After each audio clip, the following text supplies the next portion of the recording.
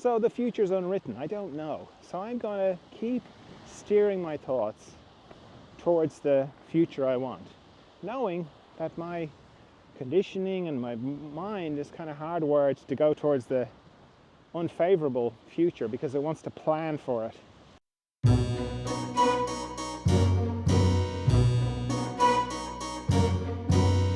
Hello friends, John Dalton here for the Emergence podcast, where we go into love, consciousness and the mystery.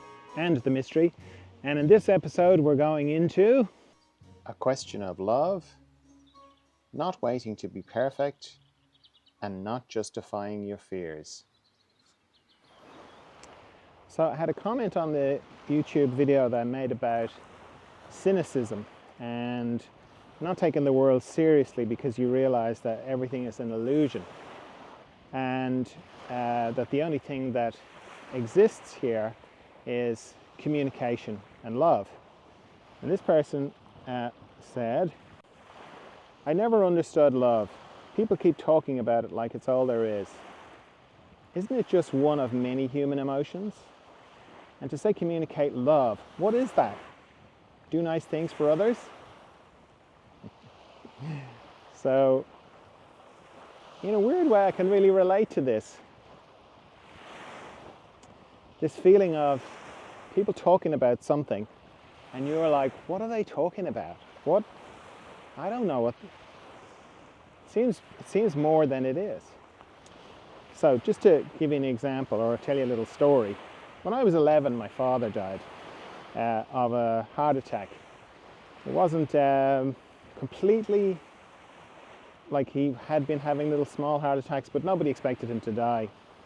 And I can remember being collected by my uncles from school, and it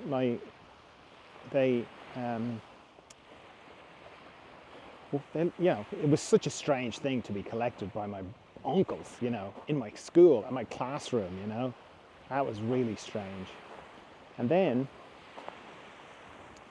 we're walking up to their car, and they tell me, I can't even remember the way they told me, and I can remember feeling absolutely nothing.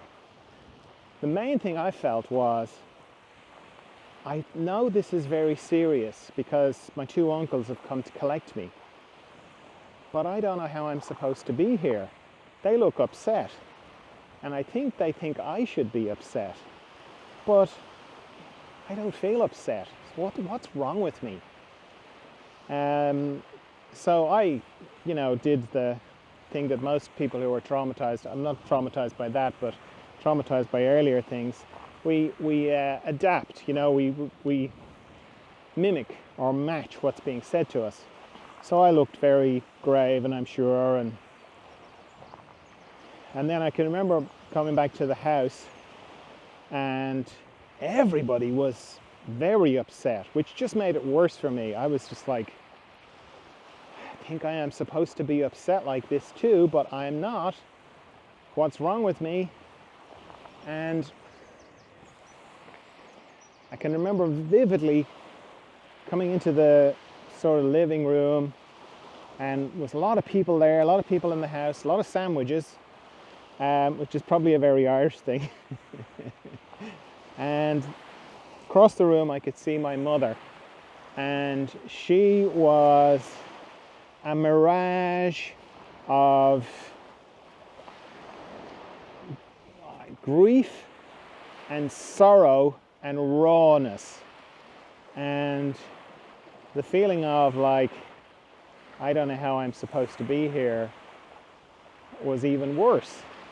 And I can remember her, I went over, she gave me a hug. I'm sure I was just standing there like with my arms by my side, not having a clue what to say or do. And then I can remember going, I think I need to lie down. Somebody said, it's probably a lot, do you need to lie down? I hated lying down, but I said, yes, I think I need to have a lie down. And I can remember lying up in the bedroom,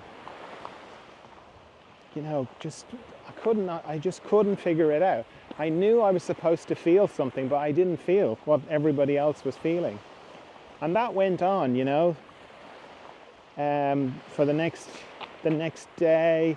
Then we went into the hospital they were saying rosary around the body or something, and everyone was so reverential towards me and, are you okay? And the main thing I had was I didn't know what to feel. And I wasn't crying, I wasn't... Main reason that was I didn't really have a very, very deep kind of relationship with my father. He was a sort of father of his time, so he was at work most of the time. And when he was at home, he was, a little bit scary for me. So, yeah, I didn't really get it, And I remember being in the church and people eulogizing and, crying. And my father was very well liked. So it was a big funeral. And he was youngish, he was only 52. And I can remember being in the church and thinking about a movie, that this was like a movie. And I was kind of imagining music, sad music.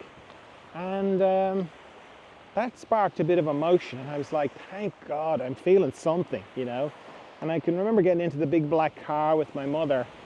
And I'd worked myself up into a very good state of being upset. And I had a good old cry on my mother. And it was mainly I was crying with relief that I was fitting in. I was like, this is what everyone else is doing. So I'm doing what everyone else is doing. So great. So this feeling of what's all this love thing that everybody's talking about is I'm not saying it's exactly the same, but I kind of think it feels like it is, or it feels similar. And it's like hearing too much about something, hearing too much about love, and as this person said, going, what is the big deal? What is everybody talking about? And then you hear somebody like me going, the only thing that's real here is love, and it's like, and I communicate love, and I'm like, what is that, And like, I think it's very helpful to sort of let go of everything you've ever heard about love, because in my experience, love is my nature. It's just, the core of who I am. So it's very familiar to me. And there are expressions of it, but I don't really notice it too much. I notice the absence of it, or I notice when somebody has moved away from it much more, or when I've moved away from it, or where I'm covered by unconsciousness. I notice that a lot more than, I'm really feeling love now. I don't get that. I don't have that. I don't have that at all. So the other thing, when this person is talking about love being like just another human emotion, that's something I discovered is not actually true. That love isn't really a feeling, it's a knowledge. My experience anyway, because feelings come and go. They're very like thoughts. They go up and they go down, and they come and they go, and they're not really real. Meaning, you can have a fight with your partner, and you can feel very unloving towards your partner. But if you're asked, do you love your partner? You go, yeah, I do love them. They're just driving me nuts right now. Or your kids, or anybody that you love. It doesn't waver. And I'm not talking about, being in love and falling in love and romantic love and that kind of thing. That's a different thing, because you can not feel the same about a person that you were with, and you know that you don't need, your time together as a couple is over, but you still love them. And there's no question about that, you still love them. I still love everybody, pretty much, that I've ever been with. I know it's not right to be with them anymore, but that doesn't stop me loving them. So I think this, even though it sounds like a kind of a negative comment, I don't think it is. I think it's actually the beginning of a very nice inquiry into it. Because when you take away all the ideas, it's like what I talk about to do with altruism and being kind and being good and all that, and not to do that because you think you should, or not to do it for anybody else. Because when you clear it all away and give yourself space, you'll find you just do it anyway. It's just your nature. And all these words and labels, they can be kind of make things a bit complicated unnecessarily. So this person didn't ask a question, they just left a comment, but it sort of sparked this sort of train of reflection in me when I saw it, because it was like, yeah, it's true. You know, there's so much talk about love. People say so much about it, and particularly people who don't, immediately feel like they fit into they don't have that immediate feeling, like me in my little shorts at the funeral. That doesn't mean it's not there. What it means is that how you experience it is not the same as everyone else. And to kind of go, well, okay, I've heard of this love thing. How does it express itself in me? What does it look like in me? And then you can begin to explore what that is for you. Now let's have a look at a couple of the memes on the Further Emergence Instagram feed. This one says, you don't have to be fully healed, in inverted commas, to give or receive love, to go after that dream, to get that next level. Healing is a constant state. It's such a seductive idea, isn't it? I'll get perfect and then I can receive love, or then I can take action on my dreams. When I have all my ducks in a row. Well, the thing is, the ducks never get in a row. Not in the way that you'd like. They're always a bit messy. There's always a bit at the edge, It's not great. It's like that Leonard Cohen lyric about, the crack in everything that the light gets in through. And it's so liberating when you just give yourself permission to just move, even though you're not perfect. The ducks are not in a row. That this person loves me. I'm just going to receive it. I don't feel like I particularly deserve it because I'm not perfect the way I want it to be. I've got five out of 10 ducks are in a row. The rest are off, causing havoc.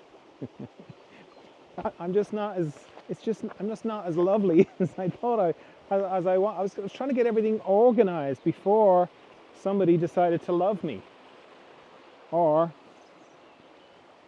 I'm going to be an artist, or I'm going to open that business, or I'm going to do all these things when I'm ready. And the thing is, we're never ready, not in that way, because that's an idealized version we have of ourselves, this perfect version, but it doesn't exist. It's not accepting ourselves the way we are. And you can kind of see it when you love somebody. You don't care, the things that bother them about themselves, they don't bother you. It's particularly, you can see it with babies. If your children, particularly baby poo, other people's babies, not so wild about changing their nappies. But your own child, for some reason, it doesn't bother you. You sort of forgive them. Or not forgive them, but it's not even an issue. Or like if you've got dogs, other people's dogs, if they poo somewhere, well, that's a problem. But your own dogs, it's kind of cute. I mean, not super cute, but a bit cute. But we don't apply that to ourselves.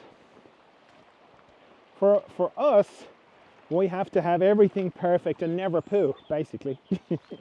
never do anything even remotely like pooing.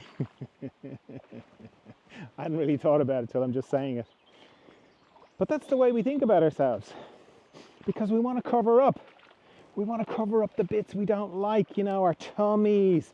If our tummies are too big, if we think our tummies are too big, if our bums are too small, if we're a bit like greedy, if we like to gobble, or if we are a bit gossipy, or we just try and cover up these things that we're ashamed of.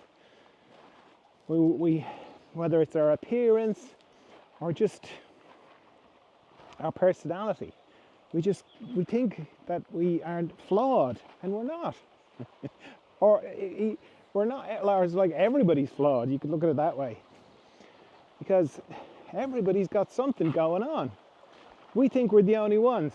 We think we're the only ones who have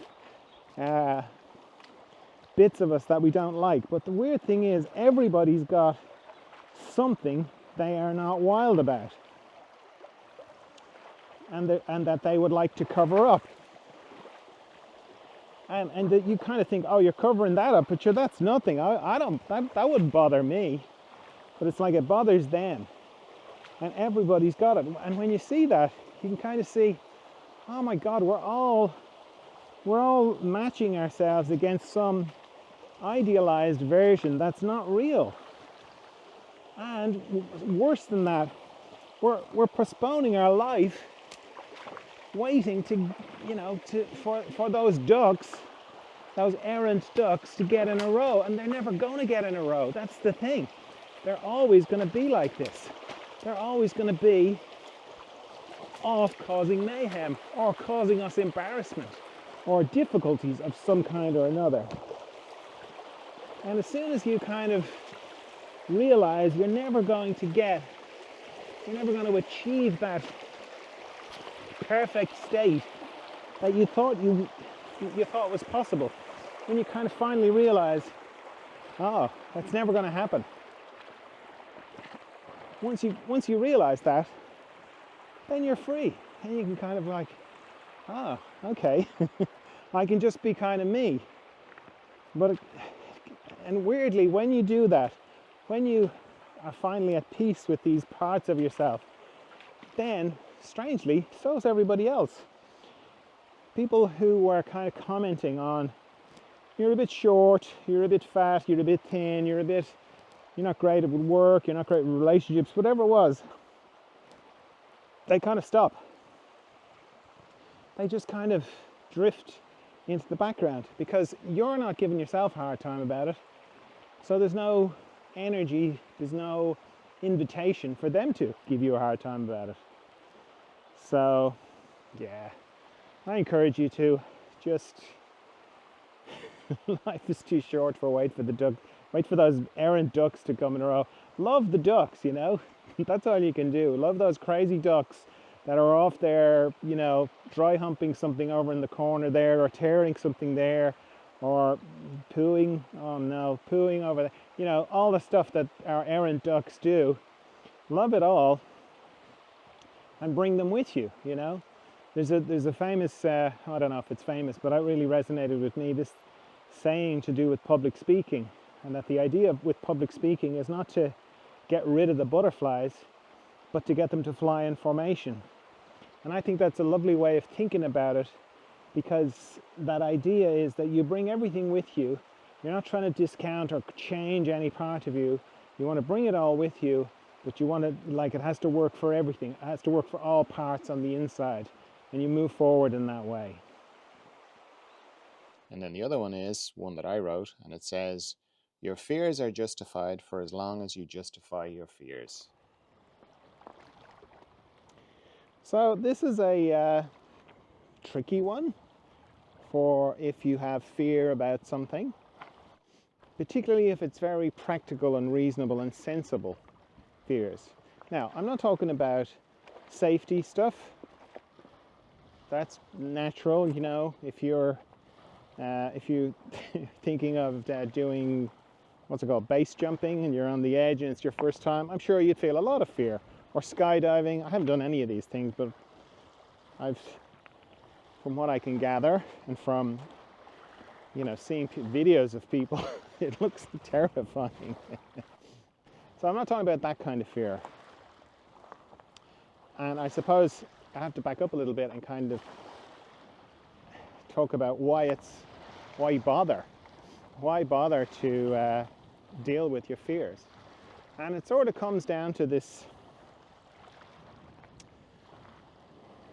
thing of, do you think your thoughts and the way you think about things affects existence? There's no real proof one way or the other, so there's no like tangible, definite way you can kind of go, yeah, I should deal with my fears. You sort of have to find out for yourself, I think, and satisfy yourself. And that's certainly what I've done. So for me, I know that my fears, they have a big impact on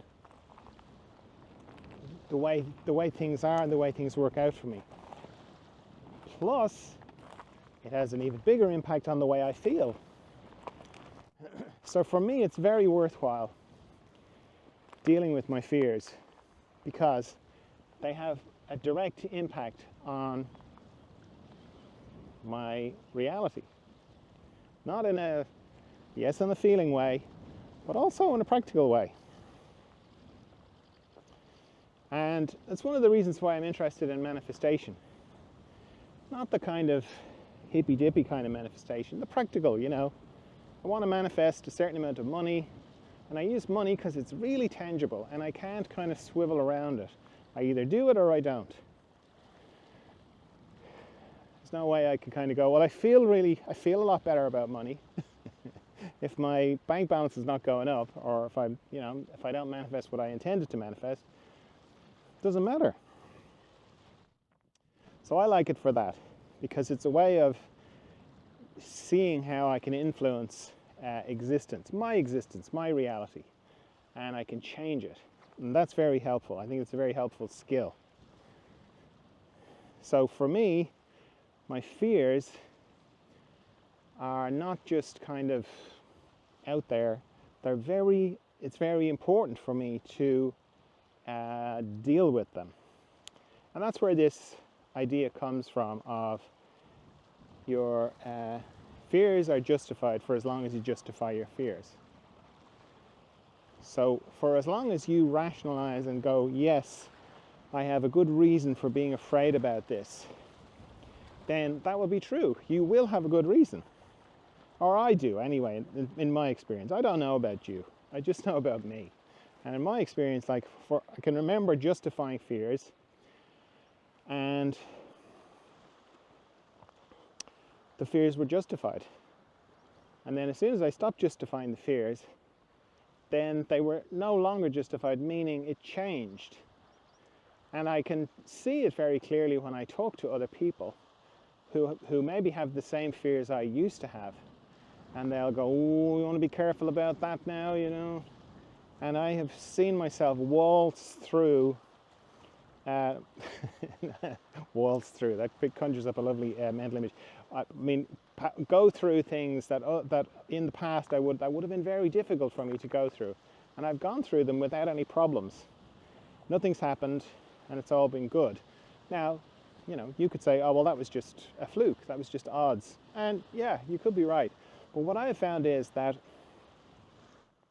by focusing on what's going on in my head, what am I thinking about, and steering my thoughts towards a future I do want rather than a future I don't want, because often I've seen people and I've observed people justifying their fears and without kind of thinking about, do I want this future to be true? You see it a lot in conspiracy theory. There's a kind of an energy in some conspiracy theory people where they almost want terrible things to happen just to prove everybody wrong and go, see, I was right about that.